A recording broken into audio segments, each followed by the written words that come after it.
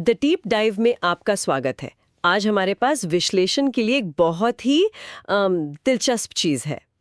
इतिहास से जुड़ा एक मल्टीपल चॉइस सवाल। ये अक्सर एग्जाम्स में दिखता है और ऊपर से बड़ा सीधा साधा लगता है। हाँ, बिल्कुल। सवाल है, हड़प्पा सभ्यता का खोजकर्ता कौन था? ओके। और इसके ऑप्शन है ए दयाराम साहनी, एक बहुत जाना पहचाना नाम। बिल्कुल।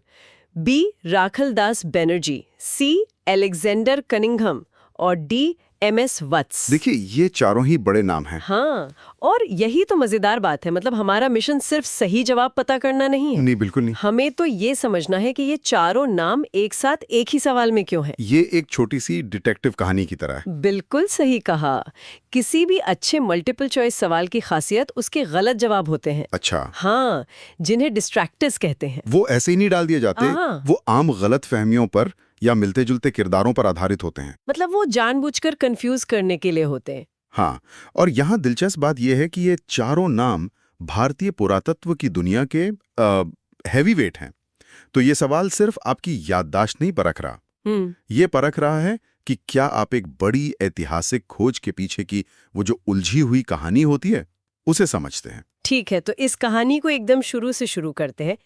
इस खोज से पहले क्या था? जब 1920 के दशक से पहले भारत में लोग अपने इतिहास को कितना पुराना मानते थे? ये सवाल बहुत जरूरी है क्योंकि तभी हम इस खोज के असर को समझ पाएंगे। सही।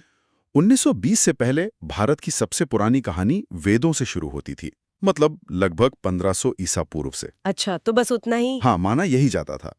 उससे पहले का सब कुछ वो अंधेरे में था, उसे प्री हिस्ट्री कह दिया जाता था। भारत के पास मिस्र के पिरामिड या मेसोपोटामिया जैसी कोई प्राचीन शहरी सभ्यता का सबूत नहीं था। मतलब ये खोज सिर्फ कुछ पुराने शहर ढूंढना नहीं था। नहीं। ये तो पूरी की पूरी टाइमलाइन को हिला देने वाली बात थी। यस। ये भारत के इतिहास को हजारों साल और पीछे धकेलने जैसा था। एग्जैक्टली। और इसी उम्मीद के बिना कहानी का पहला किरदार मंच पर आता है, अलेक्जेंडर कनिंघम। ये 19वीं सदी की बात है।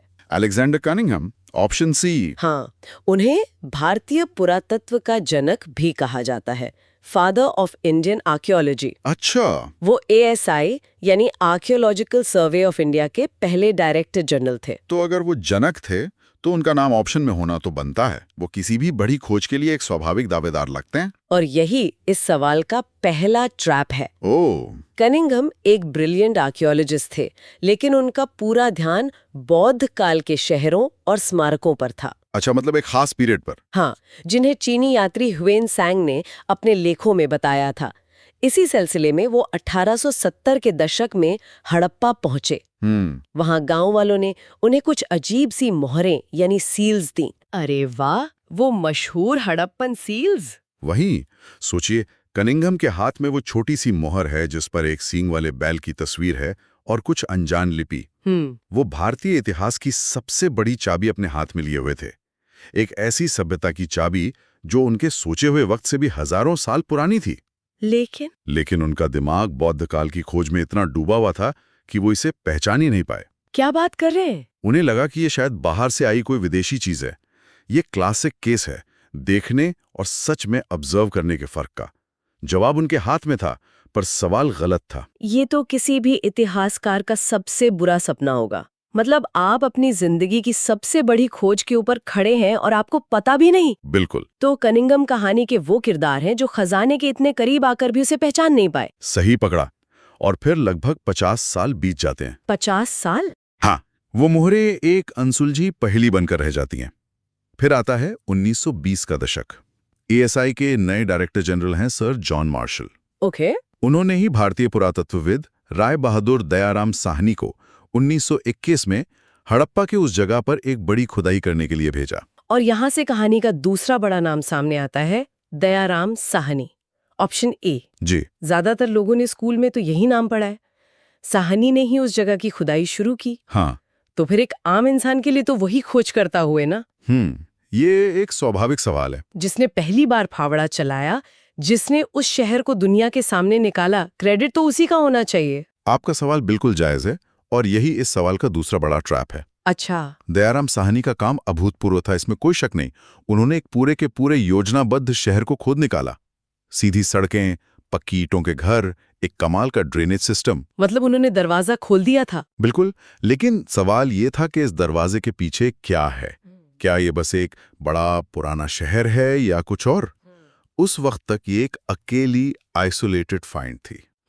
और यहीं पर कहानी में एक और किरदार की एंट्री होती है, जिनका नाम ऑप्शन डी में है, एमएस वत्स। अच्छा, तो एमएस वत्स, इनकी क्या भूमिका थी? माधव स्वरूप वत्स ने साहनी के बाद हड़प्पा में खुदाई के काम को आगे बढ़ाया। उन्होंने बहुत बारीकी से चीजों को डॉक्यूमेंट किया। ओके। उनका नाम यहाँ ऑप्शन में डालना ये दिखाता है कि ये बड़े प्रोजेक्ट्स किसी एक इंसान के नहीं होते, ये रिले रेस की तरह होते हैं।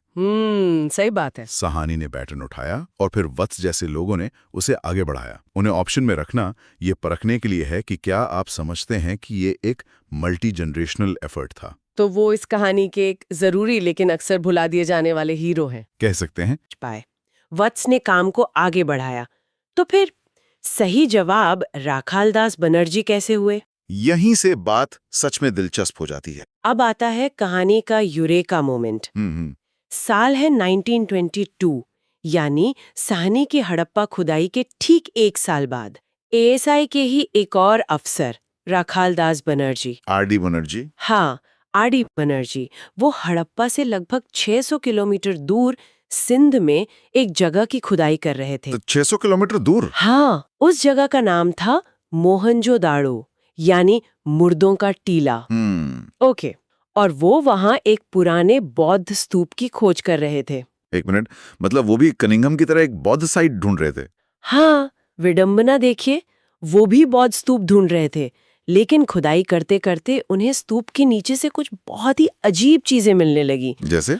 उन्हें पक्की ईंटों की दीवारें मिली और फिर उन्हें मिली वैसी ही मोहरें जैसी दयाराम साहनी को हड़प्पा में मिली थीं। अरे, एक जैसी बनावट, एक जैसे जानवरों की तस्वीरें और वही रहस्यमयी लिपि। ओह, तो ये था वो पल। एग्जैक्टली। यही वो आहा मोमेंट। ये सिर्फ एक शहर नहीं था। बिल्कुल। बनर्जी ने तुरंत इस कनेक्शन को समझा।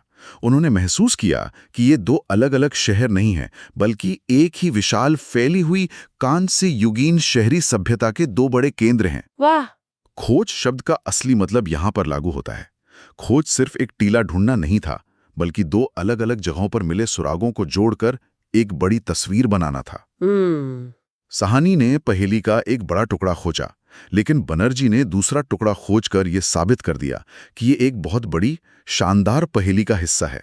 उन्होंने पैटर्न को पहचाना। वाह! मतलब खोज का क्रेडिट उस इंसान को गया जिसने दो अलग-अलग जगहों के डॉट्स को कनेक्ट किया, ना कि उसे जिसने पहली जगह खोजी। हाँ, ये श्रेय देने का एक बहुत ही बारीक नजरिया है।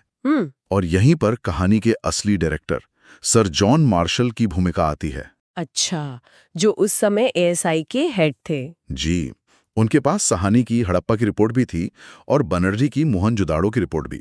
उन्होंने इन दोनों खोजों के महत्व को समझा, उन्हें एक साथ रखा और 1924 में लंदन की एक पत्रिका में पूरी दुनिया के सामने इस गुमनाम सभ्यता का ऐलान कर दिया।